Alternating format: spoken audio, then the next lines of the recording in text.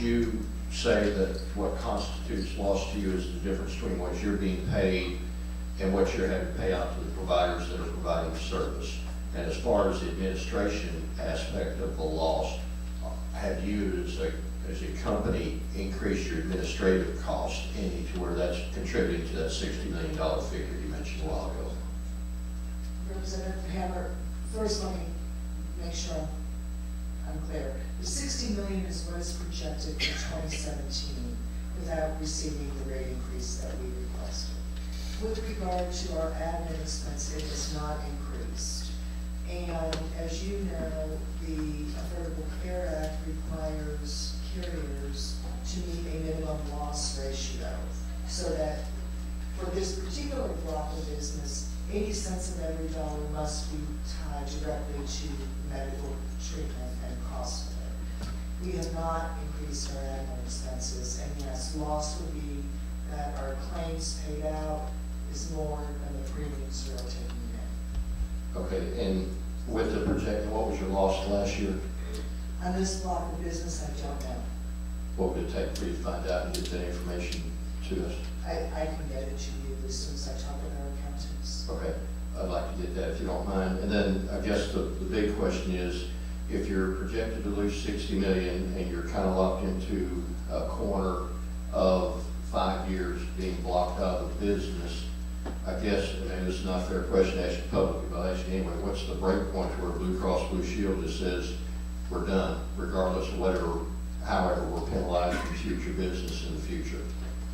And I think that's a fair question, Representative, and I know it's something that our senior management and our board takes very seriously. And it is something that we are going to have to look closely at as we move forward with this program.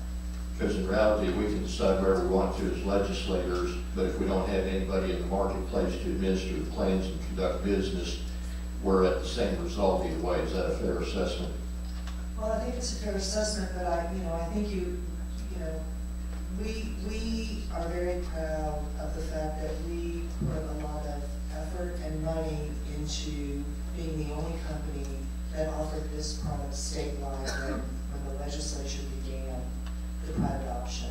So any decision we make going forward, it has to be balanced with our other business as well. And you are correct that whatever decisions this body makes moving forward will impact who decides that they can participate and who decides that they no longer can. And with regards to the medically frail population and the discussions that's been in the room, do you feel that as a company, y'all could manage the medically frail population at a lesser rate than what we're paying as a state through the traditional means of dealing with it, or what's your thoughts on that?